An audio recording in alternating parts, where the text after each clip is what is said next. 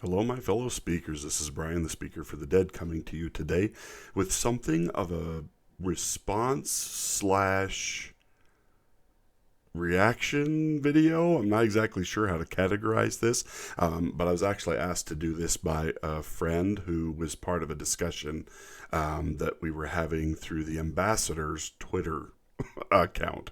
So I'm going to pull up what kind of led to this and then take you into the discussion and kind of walk you through what I think about this. But this is not an adversarial kind of thing. This is just two people having basically a discussion using YouTube to do it. So let me just pull that up here real quick. Okay, so this is the question, or the chat in question. Now, this is for Kaythia Star for her channel. Hope she's okay with me mentioning her by name because I just did. But anyway, so she had posted a video and she was asking the ambassador to help tweet it out, like we all try and help retweet each other's stuff to, help people find it and see it. And so this is the question was part of her video was, is humanity worth my value? Is the question of a hero. Okay. And then my reaction to her post was, that's strange, Kaythia. I have always believed heroes ask that question the other way around. And then she came back, is asking whether I was joking or not. And I came back and said, no, I'm just kind of, trying to get a discussion going because I was interested in the topic. And so, and what I mean by that is that by asking that question the other way around, I'm going to make everybody sick zooming through all these.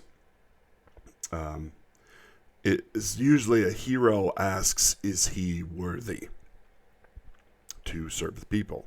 Why should the people listen to him? Why should the people trust him, essentially? So that's what I was asking, instead of the hero asking, is humanity worth my value? I kind of think of the other way around. And then she asked me to do a follow-up video to a video she just did called Villains, Values, and Belonging. The weighted balance and heart and ego that is always in flux within the human spirit. So this is my reaction to that video. I encourage you to go on her channel and find that video and watch it so that you'll understand exactly what I'm talking about. But I'll try and come at this from a point of view to where anybody can understand what I'm talking about. To me, a hero's journey is very complicated. And none of the heroes ever come at it quite the same way. Now, some of them are similar, some of them are not. And what's the difference between the heroes and the villains? And what makes one become one or the other? Now, I use through my responses to Kaythia, I brought up the movie Megamind. Because I think for an animated film, it actually delves into this really well in a lot of ways. Because here you have two kids who are essentially living the Superman story where they both get sent away because their planet's going to be destroyed. One ends up in kind of a mansion, lap luxury, and is super powered. He's got all the strengths of Superman. And the other one gets knocked in and lives in a prison, which is kind of like two exact polar opposites in which one would never actually happen, the prison one. But anyway, it's an interesting thing to see because here you have this one kid that basically gets handed everything. Great hero, great looks, or great strengths. He ends up living in a mansion. Everybody loves him, super popular. And then you have this other kid who ends up growing up in a prison being taught. You see the robbers holding up pictures of cops and going, no, bad. And then holding up burglars and going, yeah, good, So he's being taught these horrible lessons right off the bat from his surroundings. And yet then he gets time off from good behavior to go to school. and they end up at the same school. And through the series of the film, anybody who's seen the film, you know that he kind of is the outcast. He's the different kid. He's blue. He's got a big head, and he's always getting in trouble. Where the Metro Man, which is the other character, is always popular and always doing the right thing and always fixing the problems that he causes to go wrong. Now, eventually, to me, this is a really great juxtaposition for those two people to become heroes and villains. You see how he becomes a villain. He's been taught all the wrong things. All these wrong lessons are being reinforced. Everything he does seems to blow up in his face. And he comes to the conclusion, the only thing I'm good at is being bad. So I'm going to be the baddest boy of them all, and it goes on to tell that story. Well, and through it, eventually Metro Man gets tired of being the hero, and tries to figure out who he is without the adulation and serving and being part of this life that he's created of being a hero. And basically takes an opportunity that where Megamind is trying to wipe him out to make it look like he's been wiped out so that he can go do something completely different, which leads Megamind to take over the city and ruin everything. And then Megamind doesn't know who he is without the hero to play against anymore, and he's lost. And so he creates his own villain, or he creates his own hero to fight against, and then it turns out that hero becomes a villain with the same powers that Metro Man had, and he has to fight against him in that whole story. And I find it interesting, and what I mean by this is that here is a guy, Metro Man, who has got everything. He's got the perfect reason to serve, he's been handed everything his entire life. He has more reasons to give back than anybody. He's got these great talents and great hero characteristics, and then actually turns and becomes kind of selfish and self-centered and just basically throws everybody to the wolves so he can go pursue some little dream of his own. Now, I'm not saying that that's a bad thing and that he shouldn't get to do that. But that leads Megamind to actually become the hero. Now, here's this guy who's learned all the wrong lessons, had all these horrible things happen to him, which actually, when put in the position of having somebody worse than him, he actually realizes that he doesn't have to be the villain, that he's not only good at being bad. And it's kind of an interesting, I know that a lot of people just think, oh, it's just a cartoon and stuff like that. But if you really look at Megamind, there's a lot deeper story happening there in that film. Oh, I'm shaking in my custom baby seal leather boots. And it does really play into what makes us who we are. And my I guess you call it different opinion than Kaythia's is that you really have to take into account individualism.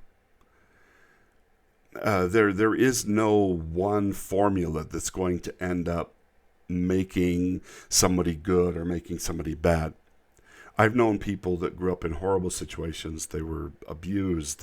Terrible things happened to them. And they end up with tattoos and piercings, and you would think they're the most destructive person in the world, and they end up becoming, like foster parents and becoming, like a cop, or becoming a motivational speaker, and because where their life was, it was so bad, it led them to say, there's got to be something better.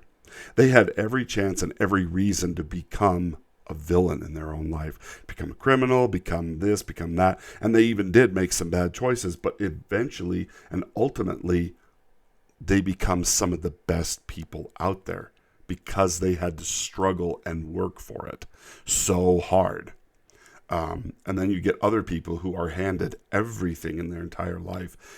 Great looks. They're living that story of Metro Man. And they become the worst people ever. Selfish, just destructive, manipulative, callous, cruel, of vengeful, just every horrible thing you can think of. It just, there is no formula. And I think for me, it all comes down to choices. It all comes down to who you are individually. What builds you, making a left turn instead of a right turn. And maybe I'm just quibbling over hairs here, and that I actually agree with Kaythia on her point. But my thing is, true heroes, no matter where they start, no matter what their story is, they always ask the question, what do I have to give? What do I have to help? What can I do to make the world a better place? And that has more to do with being a hero than anything else. Because to me, someone who asks, is the world worth my value? It, to me, comes off as a very selfish, self-centered proposition. It comes off as a, oh, I'm so good, does the world deserve me? I don't think so. And that's not a hero. And that's what happens, is Metro Man in that story becomes not a villain, but he chooses the selfish, self-centered path. Like he couldn't have had both. Like he couldn't have tried to do both things. He figured he only could do one or the other. And because of that, he chooses selfishness. And it leads to a lot of people around him getting hurt who otherwise would not have been hurt. Now, another good example of this in TV is, I don't know how many of you are familiar with the TV show Smallville. I really liked Smallville. I thought it was a really good show. It had its flaws and stuff like that. But I loved how they portrayed Lex Luthor's journey. A very, very different way than I've ever seen anybody else kind of portray that. Him and Clark Kent are friends. They grow up. You see the struggle between the good and the bad in Lex Luthor. And eventually the bad takes over and wins. And he's one of those guys where his story is complicated in that series. I'm not talking about comic books or anything else. I'm talking about just that series of Smallville. His story is very complicated. He has a mean, manipulative, power-hungry, power-crazed father who is grooming him to be exactly like him. And Lex is fighting against this and trying to become a better person. And he keeps getting pulled in two different ways. Pulled towards the good by the Kents and pulled toward the darkness by Lionel, his dad. And one eventually wins out. It's just a fascinating kind of way to look at that journey of how the hero becomes the hero and how the villain becomes the villain. And how it could have so easily gone the other way. And that is covered in Smallville in several different episodes. How Clark kind of could have become the villain. How Lex Luthor could have become the hero. And it's a really interesting way of looking at that heroes and villains journey. And I really like that. I really like when we have to, when everything isn't just cookie cutter and it isn't just the same old tropes and things played out again and again and again, but it takes a different look at something and really kind of breaks it down in depth. It makes it fascinating because we all have the devil and God in us, if you want to look at it that way. We all have evil and good in us.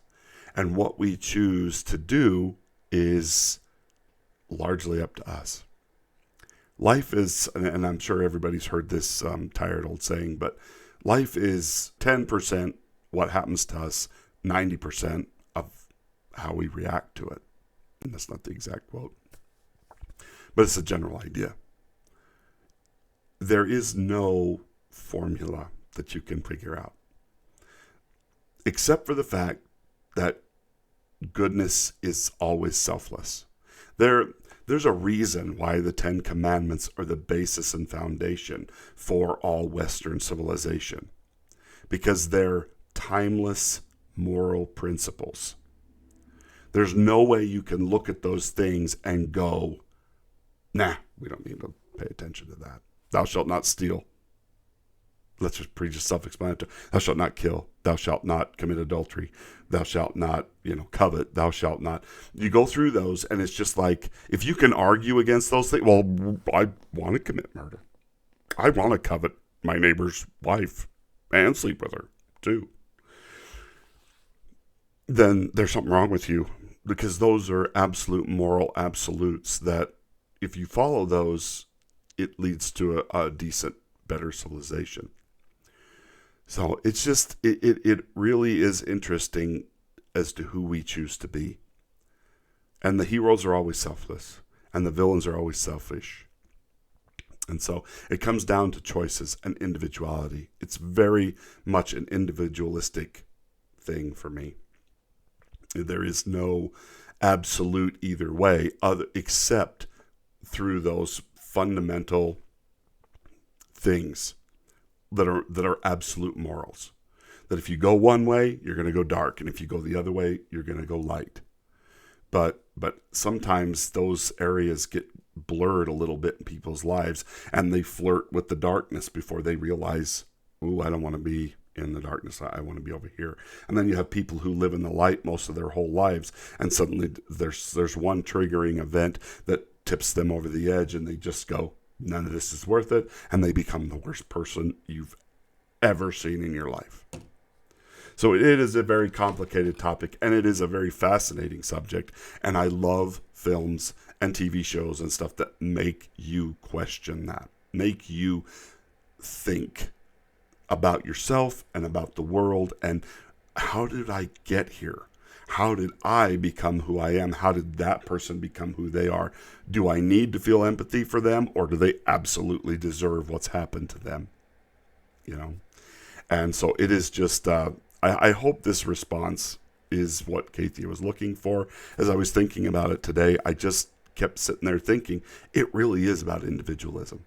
It really is every man and woman's own choices, and whether they give into the darkness or the light that makes them one or the other. Or someone who lives their whole life being ambivalent, and they just end up living a very gray, nothing life, where they're never really one thing or the other. They just kind of flirt with both all the time, and they're very confusing people. I don't know if you've known people like that. They're very confusing people because you never know which way they're going to go. They're flaky. You can't depend on them, and yet there's moments where they're the best people in the world. You could depend on them with everything, and it's just, we've all known people like that they're just like, oh, okay, you're crazy. Anyway, so I hope this helps respond, and I hope anybody finds this interesting. But let me know what you think. I mean, comment back. Let me know what you think about the hero's journey. What makes us who we are? What makes us go where we're going to go? Axe in our comics did a great challenge here the last 2 weeks. He's asked people to make creative videos about being positive, and I submitted one, and it kind of really goes along with this line of, who will we be? What will we be? Will we guide people to the light or pull people into the darkness? And it really does kind of cover this same thing in just a more dramatic way. I tend to be a little bit dramatic. I was in drama as a kid, so anyway. Thank you for watching. Please go watch Kaythia's video and become part of the conversation. Let us know what you think. Where would you fall? Do you completely disagree with the way my perception of this is? And that's okay. It is. Sorry if this is long-winded, but it's kind of a complicated subject, and I didn't even really get into the depths of it here. This would take a live stream of days probably to cover, and to use all the different examples from films, Star Wars and Darth Vader, and how he became, and good Kirk and bad Captain Kirk, and the mirror universe. There's so many options here for discussing this very subject of how we get where we are. Anyway, I hope I've inspired some thoughts in you. Please like, share, and subscribe, and we will talk to you next time. Bye now.